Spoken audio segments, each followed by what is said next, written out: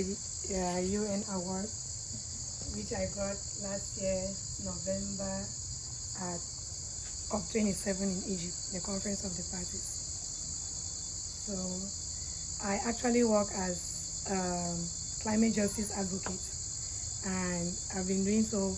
This year makes me 10 years, working with women in rural communities in Cameroon. I've worked in 162 communities, and I've worked with over 5,000 women in these communities. So I've empowered them on nature-based solutions to overcome climate challenges in their communities. These nature-based solutions have been centered around snail farming, mushroom cultivation, beekeeping, and nursery establishment. And recently I introduced home gardening to them, and I'm also empowering them on climate leadership. Then with children, I've been establishing climate change clubs in schools to empower children and build their capacities on climate change. Why children and women is because over my 10 years of working in these rural communities, I realized that when most council meetings were called, women were absent in the meetings, and women play a vital role when it comes to management of the forest, because the things they do in the forest are less detrimental. Many women don't get into the forest for timber exploitation, and this is a major aspect that happens around our societies without women's visions being recognized or their say being considered in this particular aspect. Women take care of the forest more because the activities they do in the forest is more about picking stuff and presenting it in their homes to prepare their homes and build their household, nutrition, and all other food. So I looked into some documents in 2020, and these documents show that if women are more involved in climate change decision-making platforms and programs, our forests will be more safe and will be able to handle more carbon emissions. And involving women in decisions that have to take care of nature will mean that a sustainable future for nature and even a sustainable means of overcoming the climate change impact, which is a global challenge. So last year we had the African Climate Reality Project, who gave me a grant of $4,000 to carry out a project in the community because of a proposal that I presented to them about the community of Bimbia.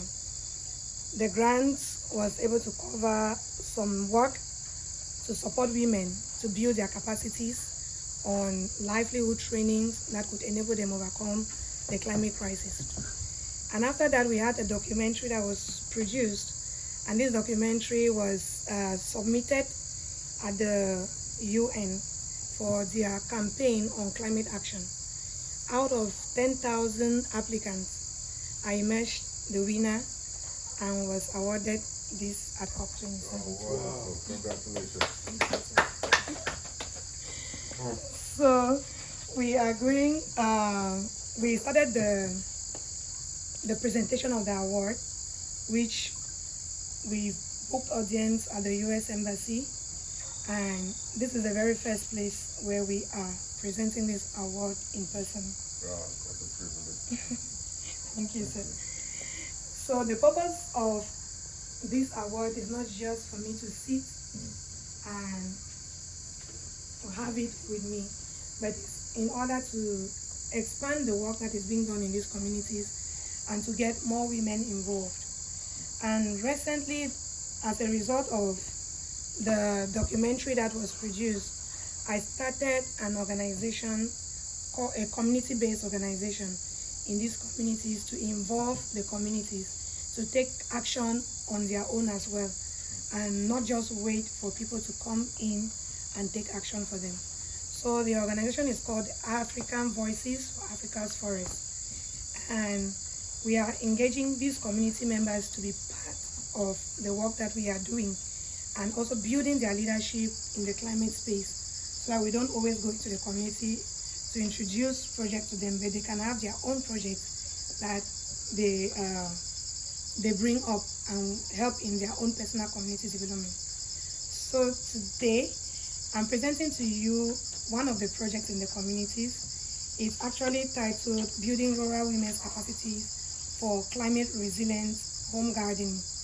And we want to build their capacities on home gardening that will help in landscape restoration, and we deviate them from, and will give them a platform to participate in climate change decisions based on what the actions that they themselves have taken. So the home gardening idea is that we get into a community and we empower women, train them on these skills, then have a demonstration plot where we bring them in to work on that plot for some time or for a long time based on their capacities, and we have a contract with them to ensure that their children go through to school. So we pay their children's school fees while they work on that farmland, and from the output from the farmland, we sell it and make sure that our children go through school, whatever level they want to end.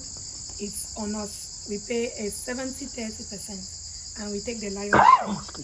And the reason why we are bringing this up is because most of these rural communities have their children who don't go to school. Some because they don't have money to send the children to school, and others because the children have been taught to spend money for themselves and not go to school because they want to make a life of their own. So empowering the mothers with the skills that they can use in their own farms and sending the children to school from the input that the mothers or the parents are putting into the farmland enables the children to have a life of their own without being vagabonds on the street or becoming recalcitrant on the street. So we are taking these children out from the street through their mothers, and at the end of the day, when the vegetables that are cultivated on that land, when they are also sold, what we do is we are also distributing some of these vegetables to